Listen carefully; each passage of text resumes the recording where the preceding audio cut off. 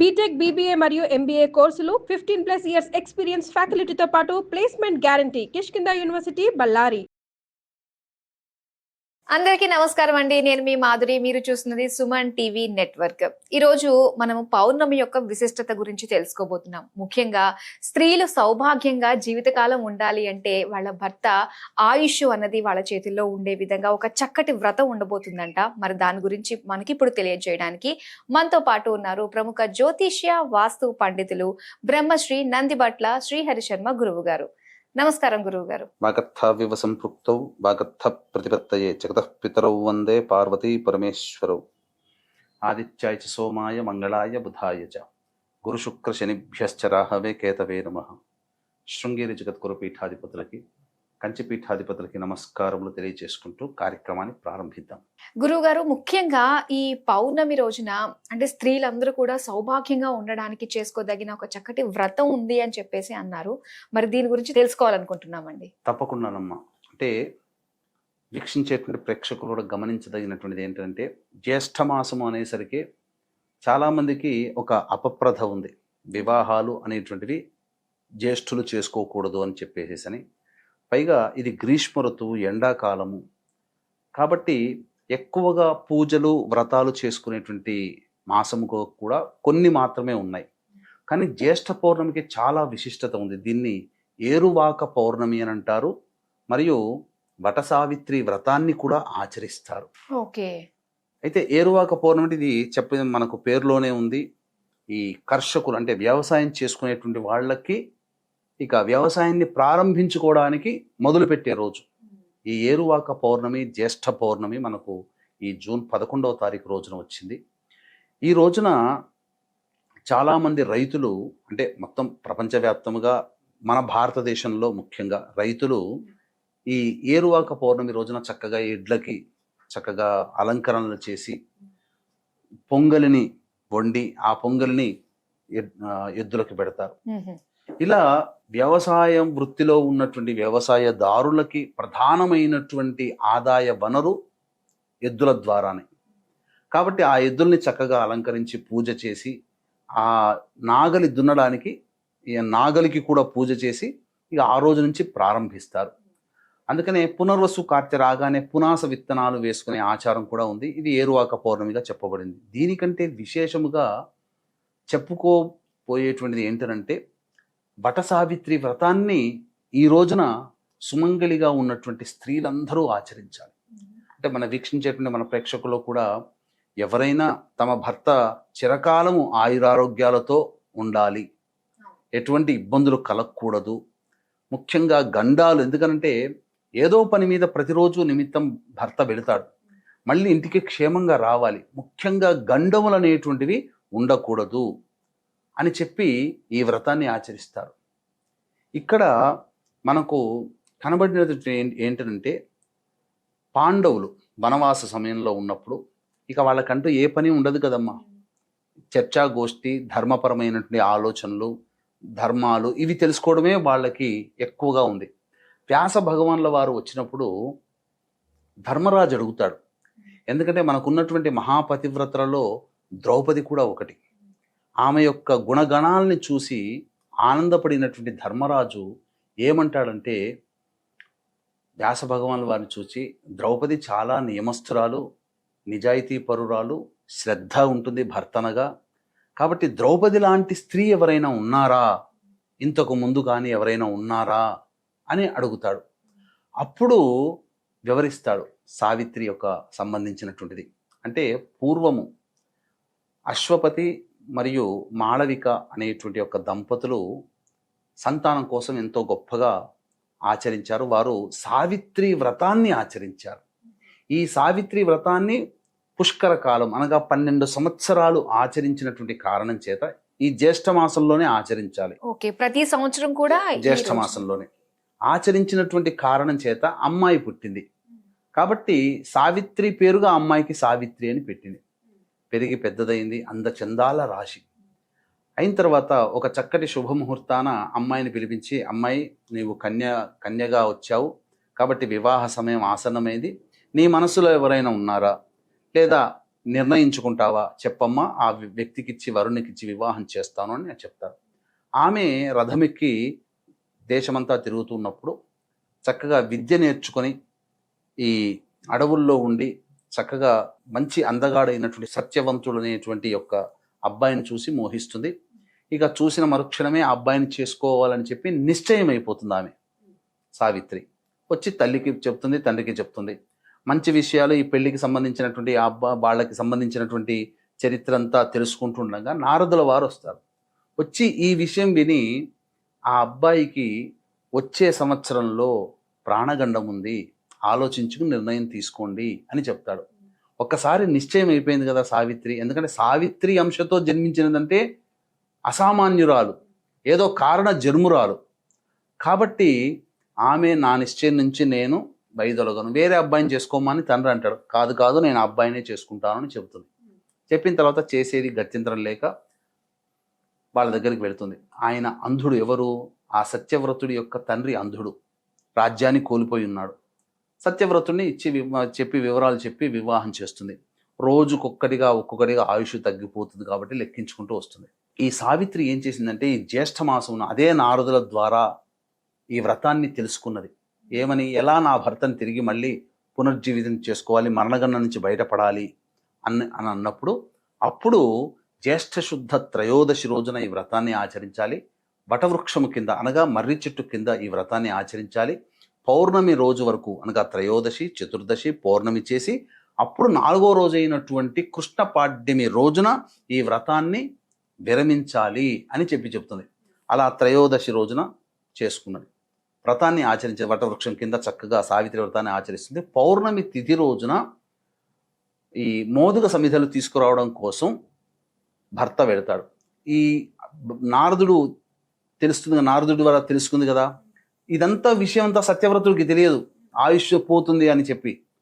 సావిత్రికి మాత్రమే తెలుసు, అత్తమామలకు కూడా తెలియదు, భర్తకు కూడా తెలియదు. ఎన్నడూ చెప్పనటువంటి ఆ సావిత్రి నేను కూడా మీతో పాటు వస్తాను, ఎందుకంటే వ్రత దీక్షలో ఉంది కదా. కాబట్టి ఆమెకు తెలుసు ఏదో మరణగండం ఉందని చెప్పి కాచుకోవాలి, భర్తని కాపాడుకోవాలని అనుకుని ఉండగా చెట్టుకెక్కి ఆ యొక్క మోదుగ సమితులన్నీ కొట్టి వస్తున్నప్పుడు అక్కడ తలకాయ నొప్పి లేస్తుంది. అబ్బా ఏదో తలనొప్పి లేస్తుంది కదా అని చెప్పి కిందికి వస్తాడు. ఈ విషయం చెప్తాడు. భార్య ఒడిలో నిద్రపోతాడు. ఆ నిద్రపోవడం మరణం అనగా ఆమెను సమీపించడం కోసం, ఆ భర్త యొక్క ఆత్మని తీసుకెళ్ళడం కోసం యమకింకర్లు వస్తారు. కానీ మహాసాధ్వీమణి, మహాపతివ్రత అయినటువంటి ఆ యొక్క సావిత్రి యొక్క తేజస్సుని చూసి నిలువరించలేకపోతారు. ఇక నేను వెళితే తప్ప ఇక సాధ్యం కాదని చెప్పి యముడే వస్తాడు. వస్తే అప్పుడు యముని అనుసరిస్తూ ఉంటుంది. వెనక వెళుతూ వస్తున్నాడు. ఎందుకు వస్తున్నామంటే నా భర్తను తీసుకోబోతున్నా, నా భర్త నాకు కావాలి అని. అయితే నీకు వరం ఇస్తాను, ఏం కావాలో కోరుకో అంటాడు. నా మామగారికి కళ్ళు పోయాయి, మళ్ళీ తిరిగి కళ్ళు రావాలి, ఇచ్చి తిరిగిపో అంటాడు. మళ్ళీ అయినగా వెనక్కి వస్తూనే ఉంటుంది వదలకుండా. ఎందుకమ్మా మళ్ళీ ఉంటున్నావు అని అంటే, నా అత్తమామలకి చక్కగా మళ్ళీ తిరిగి రాజ్యం రావాలని 2వ వరం కోరుకుంటుంది. ఇచ్చాను పో అంటారు.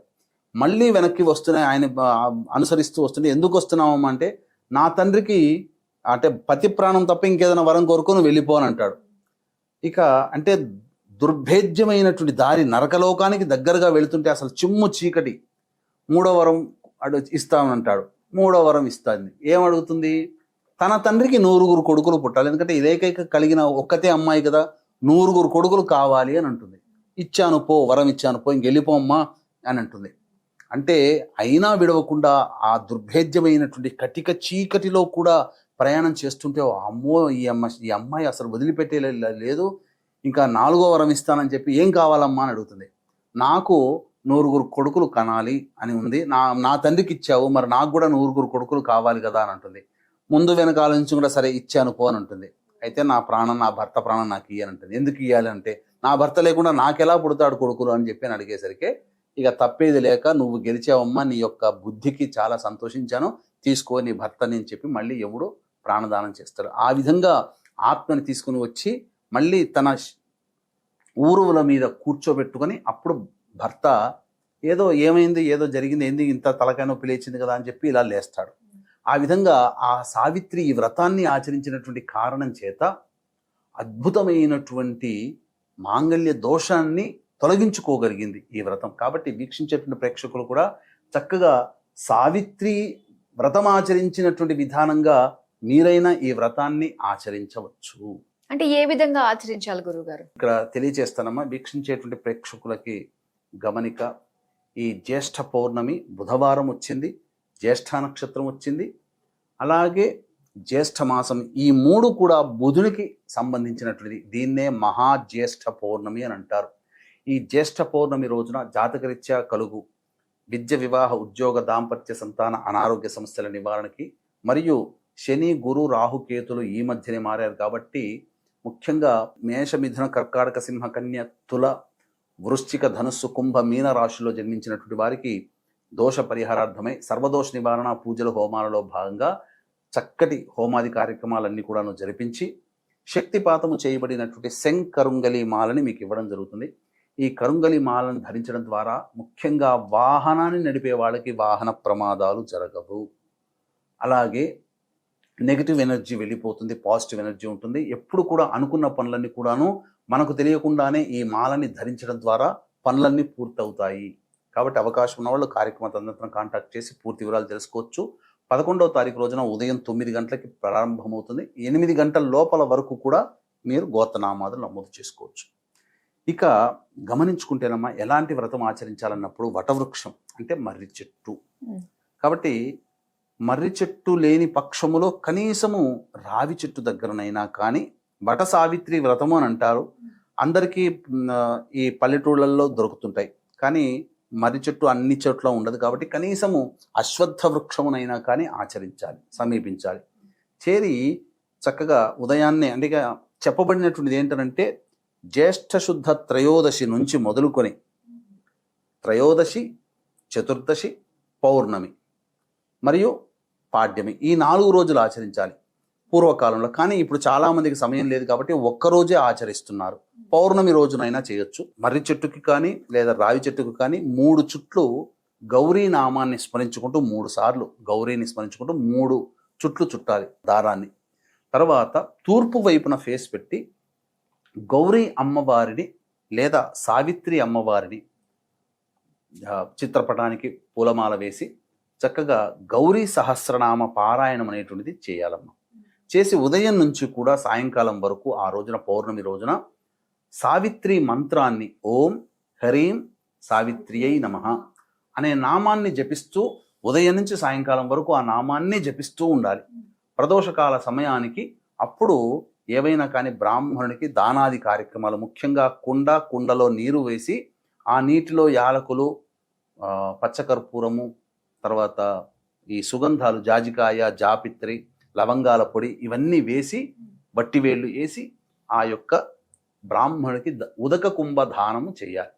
చేసినట్లయితే చాలా మటుకు మంచి జరుగుతుంది.